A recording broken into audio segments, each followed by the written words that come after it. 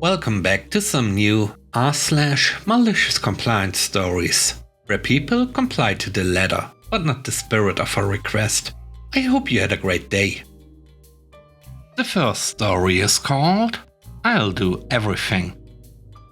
I work part-time in a small convenience store, just me and the boss lady. I'm usually there so she can do paperwork in the back and order supplies. So while I'm on the cash register, I have to keep everything in front stocked, keep the returned drink bottles and cans neatly organized, etc. It's pretty steadily busy. Every now and then, she just likes to freak out and start complaining about something. Yesterday, she came out to find me sitting at the cash register. I had just made sure everything was completely restocked. I'd been regularly running into the back and grabbing things and refilling, etc. But she chose to freak out and accuse me of not doing any work. And since I, apparently, didn't want to work, I would just sit there at the register and she would do everything. At first, I thought she was joking, and I laughed as I got up to do something. But she got really mean and got in my face and said to just sit down and she would do everything. So I did. I started telling her everything that I was about to do, and she actually started doing it. I was just sitting at the register and smiling, so she looked at me and said, "Oh, it must be nice to just sit at the register and not have to do anything." And I said, "You bet it is. Thank you so much." She just glared at me as she went back into her office.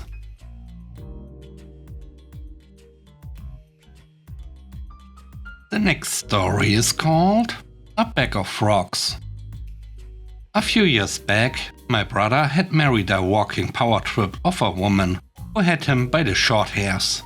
Everything was her way or the highway, and she could hardly be reasoned with. She called me up one morning at 5 a.m. to tell me my brother had been cheating on her, and her proof was junk mail in his inbox. You know the ones. When I sent her a screenshot of my own inbox to show that I had that junk mail too, she blocked me on all social media and my phone number. So that's the kind of person we are dealing with. And this control extended to his 3 young children. My 7-year-old nephew was at my mom's house and playing in her rock garden. He had happily filled 2 sandwich bags my mom had given him with his favorite river rocks from the garden and was just pleased as punch.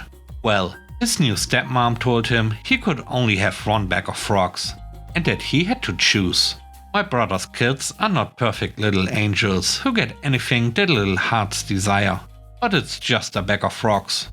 It doesn't do any harm. And Mommy Dearest in training had been a total nightmare all day. My nephew was 7, and this just breaks his heart. She holds firm and demands that he only take 1 bag of rocks. So my mom ran to comfort my nephew and tells him she'll help him fit his favorites in 1 bag. She ushered him inside and produced a quart-size bag and dumps both bags of rock into 1 bag. They both go back outside with 1 bag, and Mommy Dearest was incensed. My mom just smiled her sweet grandma smile. "There, 1 bag of rocks." Meanwhile, my nephew delightfully remarked that he can fit even more now, since there's room in his new baggie. She didn't say a word. The third story is called Mow It Again. I mow the yard every week and get paid $25 to do it, and it generally isn't that big of a deal. My uncle is a douchebag and I hate being near him.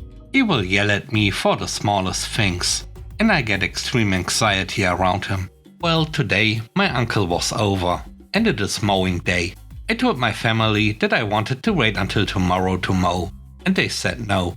My family also wanted the grass cut lower than usual, which I started to do. Then my uncle came over and started yelling at me for cutting it too low and raised the cutter. He put it higher than the last time I mowed. So I started to mow the entire yard and weed whacked the entire yard. When I came back inside, I told my family about what my uncle said. I told them I was too afraid to say no to him, because he would yell at me.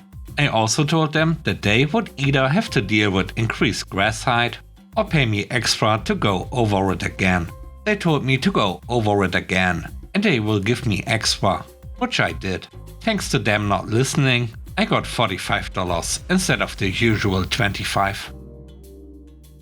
The last story is called Values of Frugality.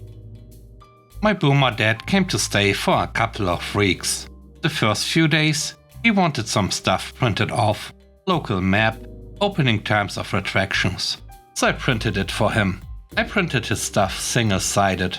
With the aging and cantankerous printer, double-sided is an effort and wastes almost as much paper as it saves. He never misses an opportunity to be bombastic and pompous. I get a lengthy lecture on wasting the world's resources, squandering my money, being disrespectful to the family values of frugality and care for the environment that he had so lovingly imprinted on me during our long childhood. In future, he told me, be sure to always print double-sided. He'd ordered some stuff online during his stay, and a couple of things needed to be returned. He asked if I would print the return label and packing slips. Sure thing, anything for him. I printed them double-sided. So one sheet of paper had the label that goes on the outside of the package, and the return authorization slip that goes on the inside. What the heck am I supposed to do with this? He asked. Don't know, I said. Maybe cherish it as an example of our family values and saving the world by always printing double-sided. After sufficient time teasing him had passed, I showed him the printer has a copy function, but continued to lament the waste in using it to reprint one side.